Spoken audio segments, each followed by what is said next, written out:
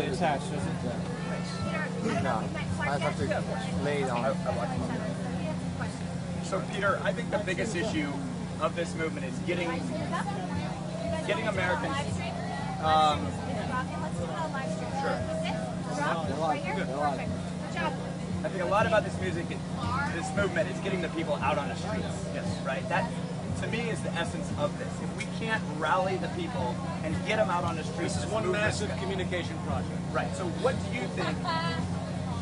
What would you recommend as ways to do that, to effectively communicate with the people, the citizens of not only the United States but the world?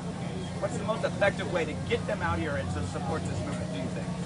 Well, that's a huge question. You can look at it from the sense of strategy, like films and live streams and all of that stuff, or you can look at it from the perception of what is the most strategic way to actually engage people's values and get them interested. So I think the latter is more important. I mean, obviously we all know the general route of communication, and we're all doing a very good job of it, I think, as well. That's why I make films, that's why I do town halls and things like that. But the strategy of communication is trying to find ways to relate to as many people as possible. Something that's very difficult for all of us because we're culturally inclined. Right. So I wouldn't communicate myself the same way if I went to, a very impoverished Brazilian town. Sure. I would try to hone in the values that they see, hone in on traditional characteristics they can identify with. So one of the flaws in my own communications, I tend to be overly, overly verbose. I tend to be overly intellectual sometimes. I always collar myself, and I try my best to stop that. So it's recognizing things within yourself to make things more communicable to the largest possible demographic that you can acquire. And that's there's no set rules for that. Right. The interesting thing about what's happening now, it's not just a communication project for us. It's also the recognition of the biosocial pressures that are emerging that are forcing people to actually think about their surroundings. If everyone had the white picket fence house and their little 9 to 5 and their middle class income and their 2.5 kids, very few people would even engage the political system. They would feel relatively satisfied. But because the inefficiencies of these systems have become so vast, everyone's beginning to wake up to something. And to me, I'm trying to get my message out there, or the message of the movement out there more specifically, the logic of what it means to truly be economical, which means to actually meet the needs of the human population. Right. It means to actually create good public health scientifically and what that denotes. You use that as the strategy to pull away from all the confusion that might arise from them as they begin to awaken their awareness to the pressures that are hitting them. Does that make sense? Yes, that so it's a matter of a strategic focus of what's actually important. Now, people debate me on that, obviously, and many, but that's how I focus it, which is why the talk I gave was so specific to what it was, as the root cause.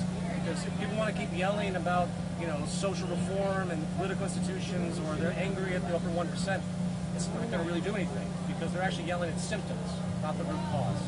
So, given the situation that we're in right now, what do you think the likelihood is that we could truly get the vast majority of Americans behind this movement? Very high. Very high. But the movement will morph. The movement will change. We have to remember things will constantly change. In the future, there might be no such thing as the Zeitgeist movement. There might be no such thing as Occupy. These things will morph and twist into basically a new value system. The value system itself is what will redefine culture. And what will set in motion all of those structural changes that will enable the peace and humanity and survival that we all aspire to. So the change really has to be a train of thought. We can't get too caught up in institutions. We can't get too caught up in this institution versus that institution. Or I'm for, even like you use the example of Republicans and Democrats. We can't get caught up in those dualities. Sure. Because the train of thought will continue to morph. And as the system fails, and I'm convinced that this system is failing, I think it's been failing for a long time. Sure. The very fact that 1 billion people are starving on the planet shows that it's been failing ever since the first person started starving. Right. So the system's in a massive downward slide on multiple levels, and the jobs are not coming back. All of these things are going to continue to present themselves, and that's where the true pressure will manifest, and that's where the value system will originate. That will create the next level of change, and the next level will hopefully move into a truly sustainable economic model. So looking at some sort of time frame, obviously, I would say in the last 10 years, things have gotten considerably worse. Obviously, they've been moving in this direction for many, many years. What do you think the timeline is for this major shift that we all think is possible, that we feel like it's coming? What would you think the time frame would be? I used to, about 2 years ago, it was actually a different world. I was amazed at the imbalance then. And now all of us would think to ourselves, well, the imbalance is pretty bad, but the type of values that need to change, the type of the disassociation of all the things that continue to support this system, which is really what underlies it, really. The educational values, the need for success, material abundance, the idea that we can all have the American dream and a 50-room mansion and 2 jets parked in the front lawn.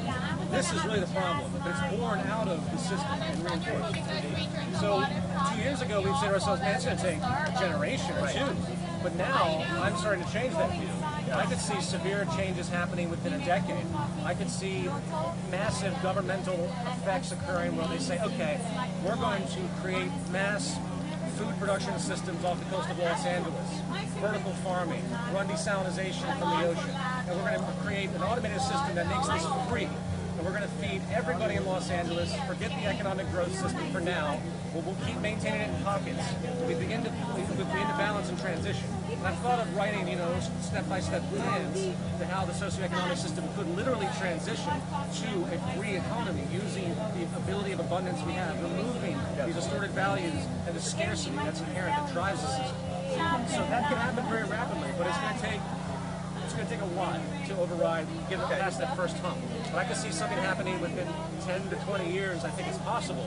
Something very, very dramatic could happen. Okay, do you see these changes coming from within the structure that currently exists in this country, or do you see that this movement is going to be so strong that the shift is going to come from outside the existing structure base? I see it 2 ways. I see the initial change happening from the grassroots level, not from the existing structure.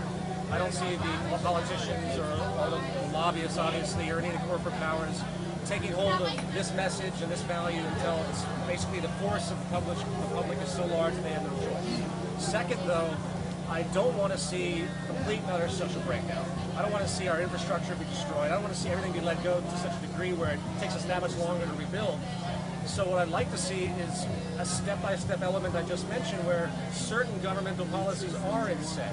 And they might not like it, but at least they're forced to do something that can perhaps say begin to feed, perhaps say create infrastructure subsidizations, perhaps even say cut the work week in half for half the population so that the other half can become employed.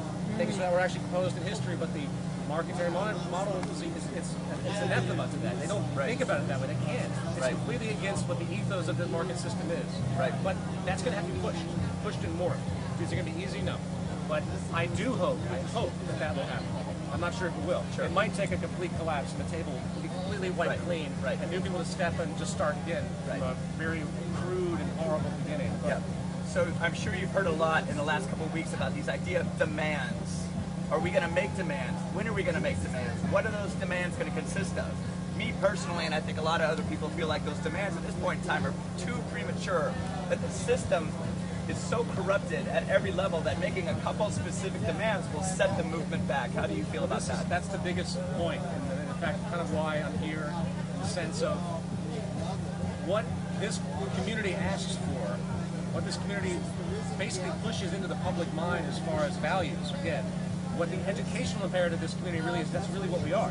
We're here, we obviously have to educate ourselves and continue to develop and to be emergent, but we really have to push what the public needs to understand, to get them to see the problem. But the problem has to be correctly identified, and the things that are demanded need to be as acute as possible so they can be shared by as many people as possible, not only in the country, but also across the world. If you can get a set of unified value demands, if you will, that are so harmonious amongst the global community, then they'll have a possibility of taking hold. But I noticed, in Occupy New York, they say things like, well, we demand to stop all foreclosures or things like that. That's bypassing the mechanisms of the system. You have to actually go for the causality within the system and correct the causality. So the issue of foreclosures is actually a symptom of the larger cancer, the larger flaw.